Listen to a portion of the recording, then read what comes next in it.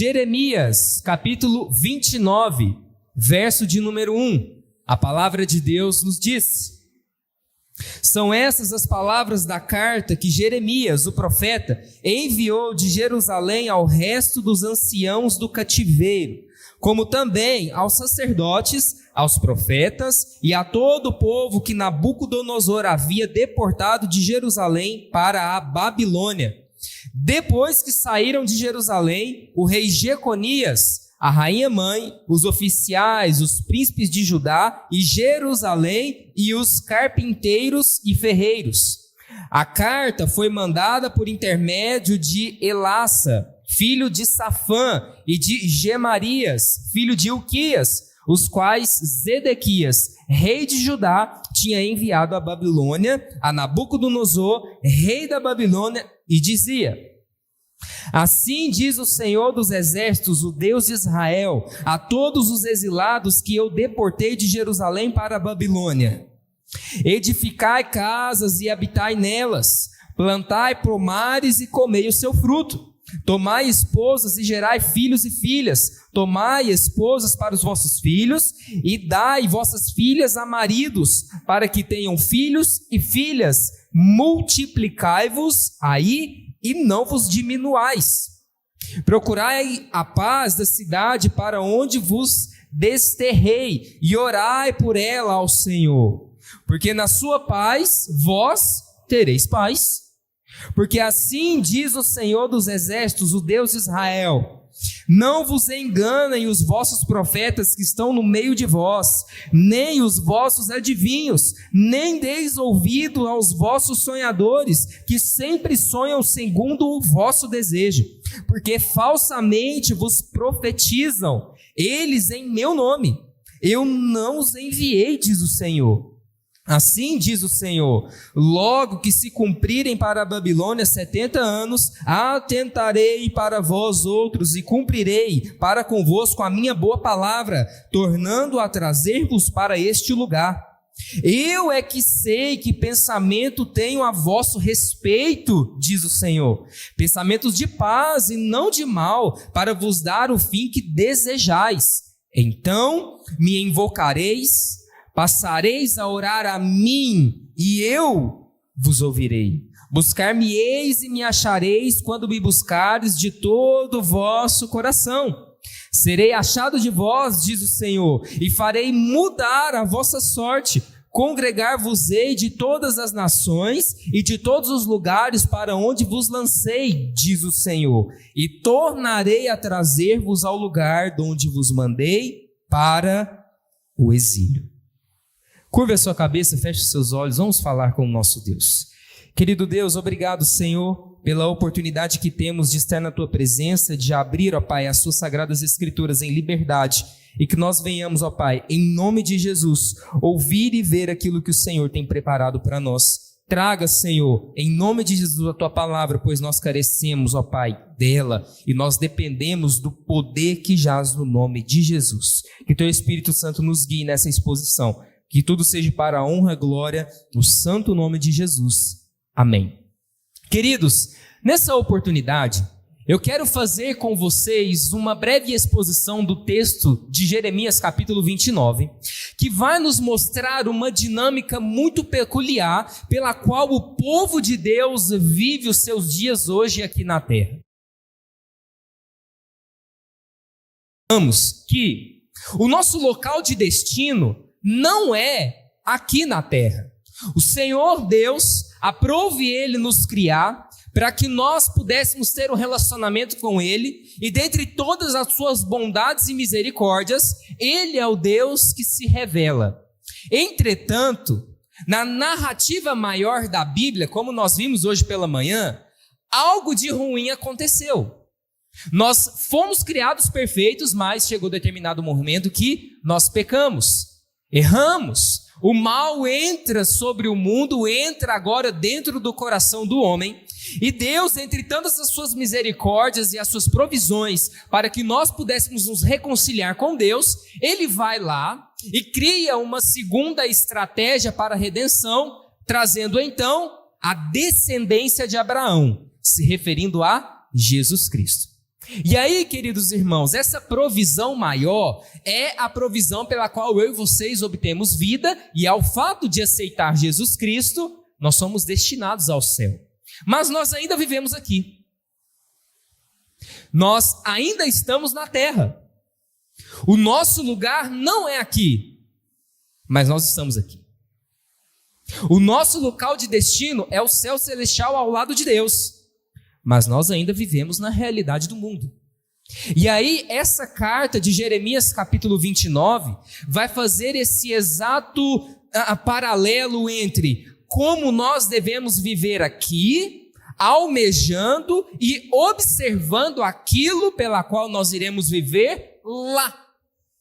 A palavra de Deus em Jeremias 29, eu quero chamar a sua atenção para isso. É exatamente uma carta feita, escrita, dizeres do Senhor para o rei Nabucodonosor e para todo o povo de Deus que estava no exílio. E o exílio, queridos irmãos, do povo, que nós muito bem sabemos dessa história, foi 70 anos de cativeiro, que foi dado, concedido como uma consequência pelos seus pecados, foi feito pelo próprio Deus esses 70 anos, porque eles precisavam de uma transformação total dentro dos seus corações. Mas Jeremias capítulo 29 nos mostra que, mesmo que o povo estava 70 anos no cativeiro, havia uma promessa de redenção. Porque desde todos os momentos que Deus falou com o meio do povo, o que Deus disse? Olha, vocês erraram. E eu vou colocar 70 anos vocês sobre julgo da Babilônia. Vocês estarão sobre julgo de um estado, julgo de homens. Mas, quando se passar esses 70 anos, eu voltarei a retornar vocês, a ajuntar vocês e levar vocês de volta para Jerusalém. E qual é a intenção de Deus de falar isso? Queridos irmãos, as respostas para essas perguntas e a dinâmica do texto é simples. Se nós não somos daqui, aonde é o local melhor para que nós venhamos viver em abundância? No mundo ou no céu?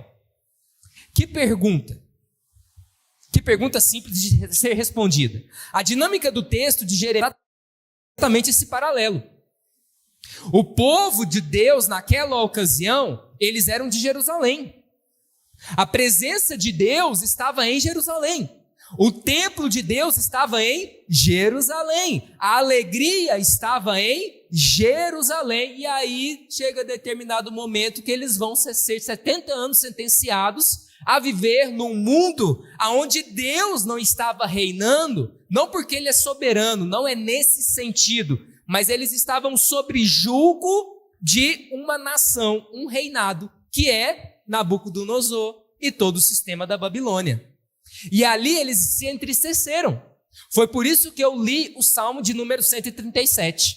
Porque o Salmo de número 137 expõe exatamente a tristeza do povo de não estar na sua pátria amada definitiva. O mundo? Não. O céu celestial ao lado de Deus. É assim que nós nos sentimos.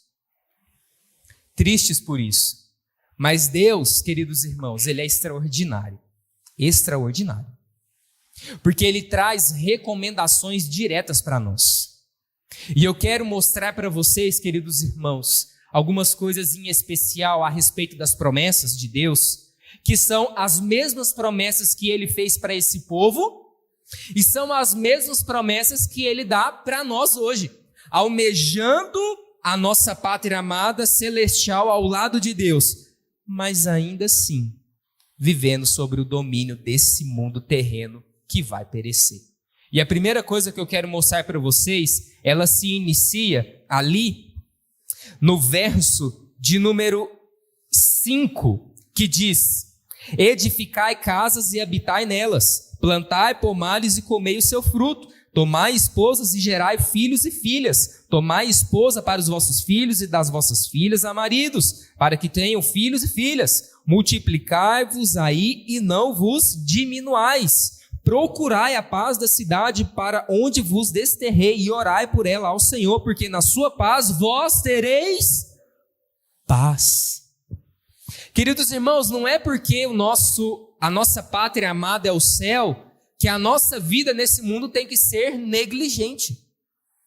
Não é porque nós estamos focados naquilo que Jesus Cristo vai nos conceder que nós não devemos doar os nossos corações em sermos patriotas, em cooperar para o bem de todas as coisas, manter a paz sobre todas as coisas, orar para que Deus tenha misericórdia do seu povo hoje, porque foi exatamente isso que Ele mandou o povo fazer. Vocês estão sobre o domínio da Babilônia, mas enquanto vocês estão aí esperando os 70 anos acabarem e voltarem para Jerusalém, orem pela cidade.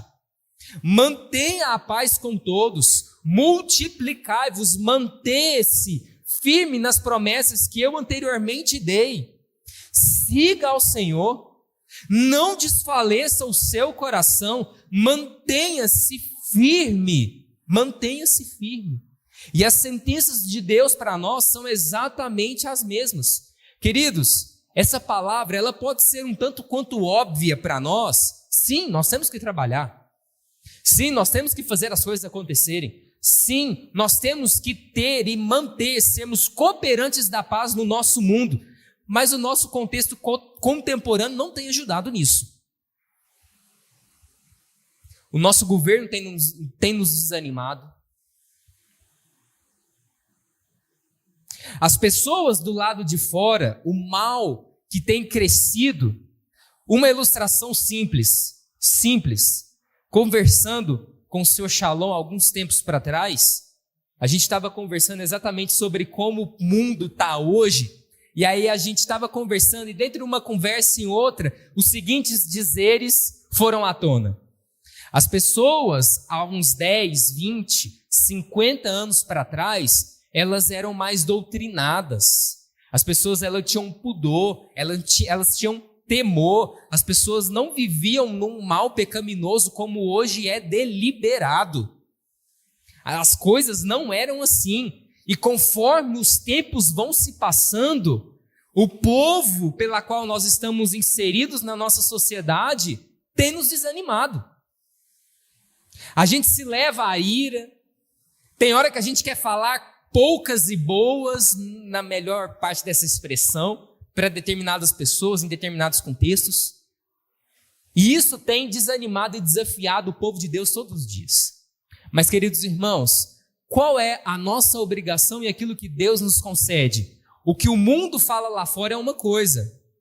Quantas pessoas estão abandonando o seu país exatamente por procurar oportunidades melhores? E não quero dizer que isso é errado. Se temos essa oportunidade, se todos os contextos das nossas vidas cooperam para isso, é bênção, é uma porta de entrada para que Deus possa fazer algo maravilhoso para nós. Mas existem pessoas que vivem nesse sistema, nesse mundo hoje, que você não precisa gostar, mas você também não precisa ir contra e fazer força exatamente para aquilo que está ruim ficar pior. Manter a paz. O povo de Deus é chamado para fazer isso, é para trazer um refrigério para onde o mundo secular às vezes não tem.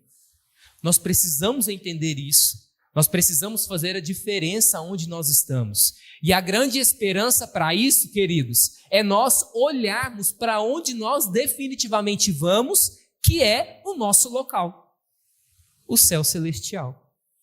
Porque um coração bom e boas ações nunca sustentam nada.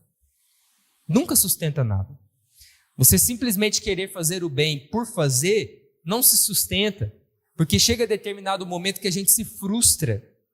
A gente se frustra.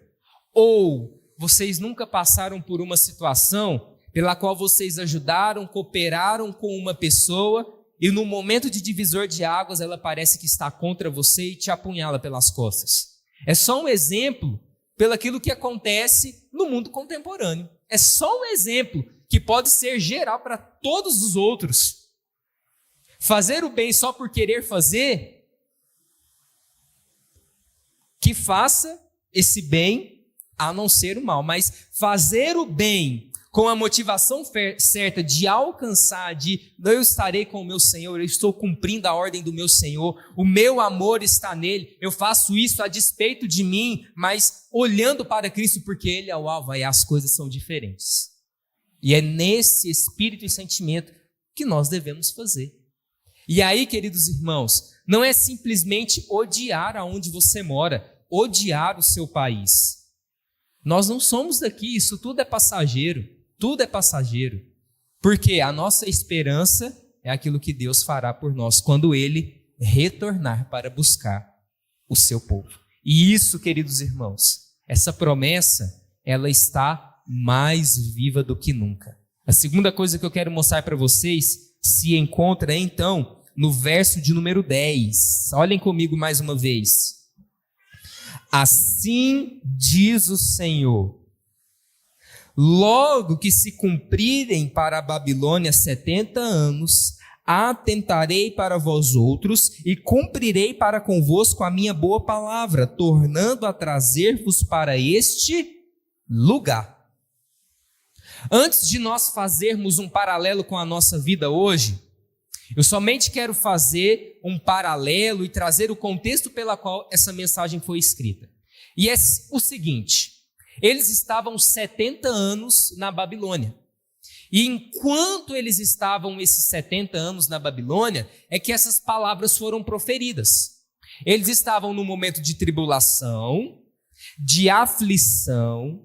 O rei Nabucodonosor estava afligindo diretamente o povo. Eles não estavam nem um pingo felizes com a sua situação, porque eles estavam distante de Jerusalém. O Salmo 137 nos fala isso, mas existe algo muito interessante, porque mesmo que o povo se encontrava nesse contexto, o que o verso de número 10 nos mostra? Que, por mais que eles estejam atribulados, o Senhor ainda está falando e prometendo redenção, paz e conforto.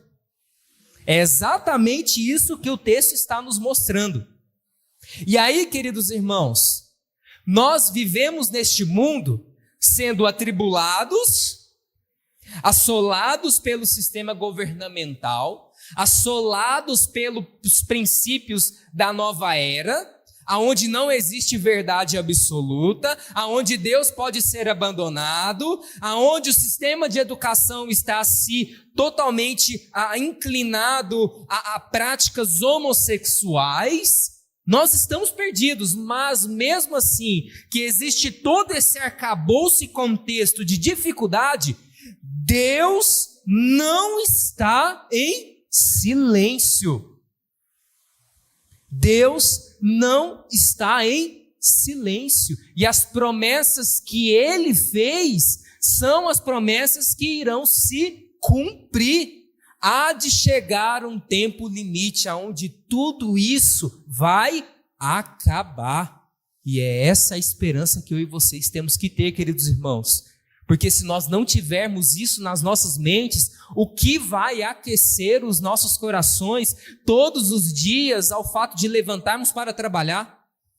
O que vai nos garantir a segurança de nós mandarmos os nossos filhos para as escolas, aonde muitas vezes nós nem sabemos o que está acontecendo lá, a não ser aquilo que Deus fala e todas as promessas que Ele disse que vai cumprir, e literalmente vai, porque sinônimo de promessa é cumprimento, verdade. E queridos irmãos, nós podemos viver nesse mundo atribulado, mas Deus não está em silêncio, e as promessas que Ele fez de redenção, dias melhores, elas virão, não porque nós merecemos, mas porque nós servimos um Deus bom. Nós servimos um Deus bom. E eu digo isso para vocês, sabe por quê? Por causa de uma coisa. Por que o povo foi para a Babilônia? Foi porque Deus simplesmente quis? Não. Eles foram para a Babilônia Porque eles pecaram e eles não quiseram se arrepender. Foi por causa disso. Mas mesmo com esse pecado e essa sentença que Deus deu, uma sentença justa, mesmo assim, Deus é misericórdia e fala, olha, vai acabar. Vai chegar um ponto final. Nós vivemos nesse mesmo contexto. Queridos, por que nós somos assolados? Esse não foi o padrão de Deus no início de Gênesis. Não. Por que nós temos essas dificuldades? Por que nós sentimos dores nos nossos corpos? Não foi porque Deus planejou isso em primeira instância. Não. Por que a gente sente fome? É uma coisa simples. Não. Por que o mundo entra nesse sistema de corrupção? Não foi o plano inicial de Deus em Gênesis 1, não. Foi porque nós erramos. Nós somos o culpado de vivermos aquilo que estamos vivendo. Nós mesmos. Mas a beleza de tudo isso é que a mesma coisa que aconteceu em Jeremias 29 acontece conosco. A despeito dos nossos pecados e a despeito das sentenças de Deus, que nós precisamos de uma forma justa sofrer neste mundo, Ele continua cumprindo as suas promessas por amor a nós. O doutor Goldsworth Graham, ele expressa essa ideia dizendo o seguinte: o padrão já estabelecido é que Deus tenciona introduzir o seu reino e nada será frustrado. Nada poderá frustrar, nem mesmo o pecado humano. Queridos, existe uma maior demonstração de amor do que essa? De que nos mostra que, a despeito daquilo que nós merecemos, Ele nos ama, e Ele nos protege, e Ele cuida de nós, e Ele está conosco todos os dias, e Ele veio, Ele sentiu tudo na pele, e Ele sabe o quão difícil é para nós, e por esse fato, Ele coopera conosco. Ele coloca o pão de todos os dias nas nossas mesas. Ele nos ajuda nas nossas fragilidades e dificuldades. Será que existe algo mais amoroso, misericordioso e precioso do que isso? Em saber que Ele é tudo isso, quando na verdade, se fosse só pela sua justiça, nós já estaríamos fadados ao nada. Não precisava disso. Mas Ele é um Deus que continua falando e cumprindo todas as suas promessas. O quão grandioso, esplêndido, amoroso o nosso Deus é. A terceira coisa que eu quero ver com vocês está no verso de número 11 e o verso de número 14, até o 14, que diz: eu é que sei que pensamentos tenho a vosso respeito, diz o Senhor, pensamentos de paz e não de mal, para vos dar o fim que desejais. Então me invocareis, passareis a orar a mim, e eu vos ouvirei. Buscar-me-eis e me achareis quando me buscares de todo o vosso coração. Serei achado de vós, diz o Senhor, e farei mudar a vossa sorte. Congregar-vos-ei de todas as nações e de todos os lugares para onde vos lancei, diz o Senhor, e tornarei a trazer-vos ao lugar de onde vos mandei para o exílio. Aqui, por fim, é o resultado de todas essas promessas. Deus, em uma primeira instância, fala como que nós devemos viver aqui.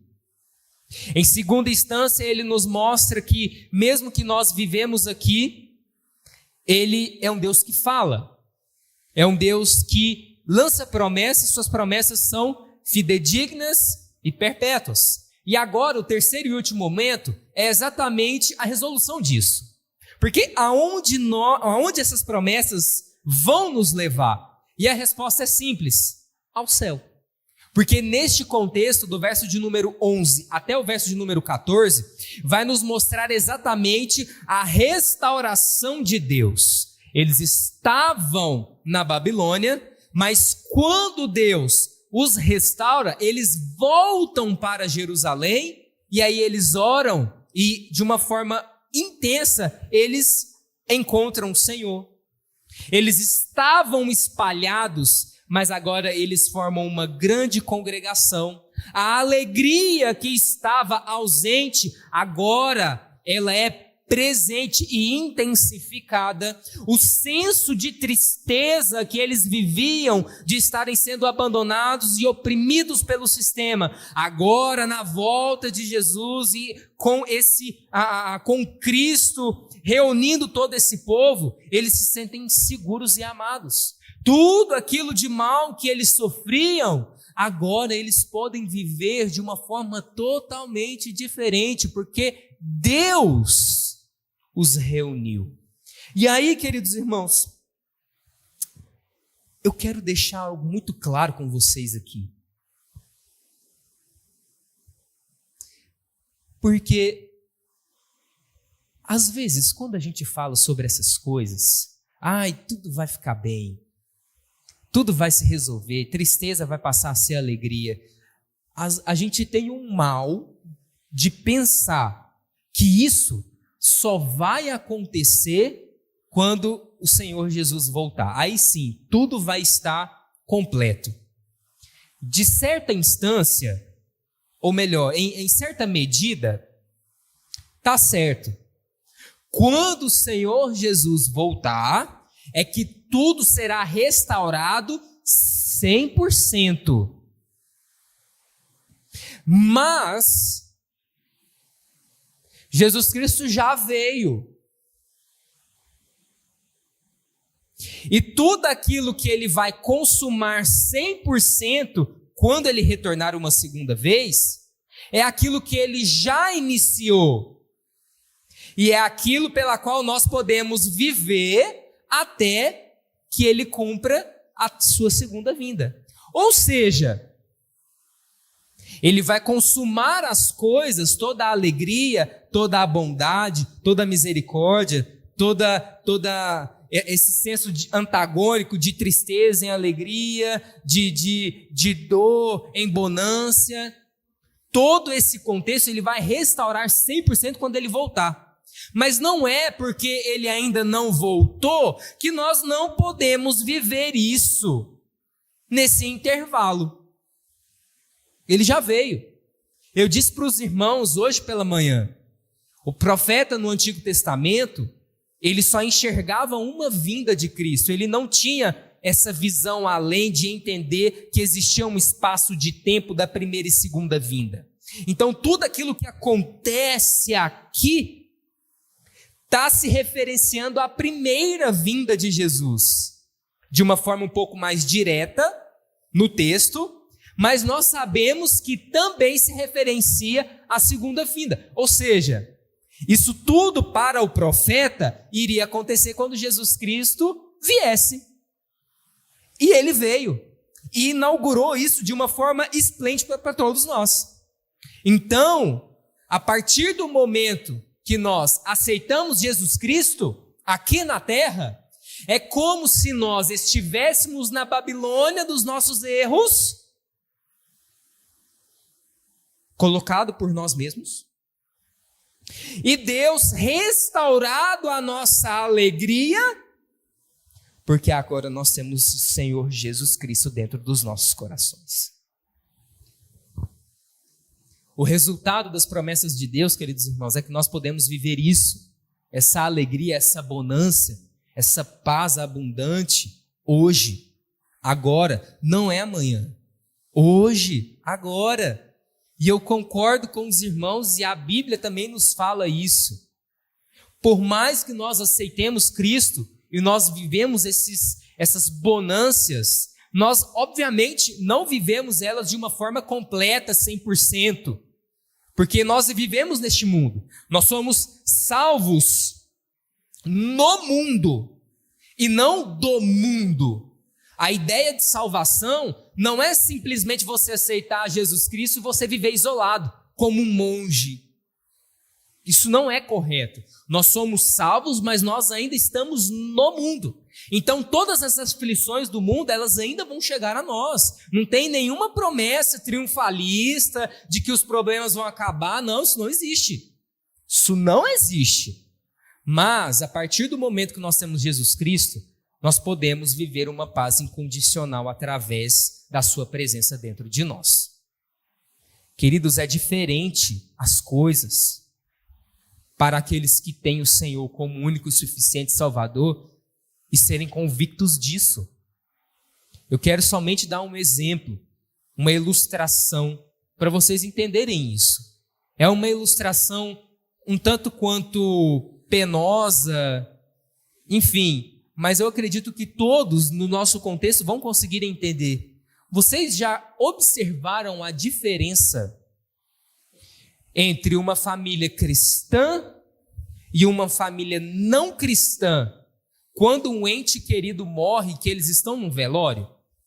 Vocês já observaram essa diferença? Não estou querendo dizer que ambas famílias não estão em luto, que é triste, é complicado. Não estou querendo dizer isso. Mas aqueles que têm Deus, Jesus no coração, eles sabem que aquilo lá vai passar e que eles vão se reencontrar definitivamente. Eles têm uma esperança a mais que move eles. Queridos, aqueles que aceitam Jesus Cristo hoje, eles conseguem participar sim de toda a bonança que Ele nos entrega. Sim, a nossa vida é diferente quando nós temos Cristo Jesus. E isso em todos os aspectos. Mas nós devemos entender uma coisa: nós não somos daqui. Não somos daqui. Não somos daqui.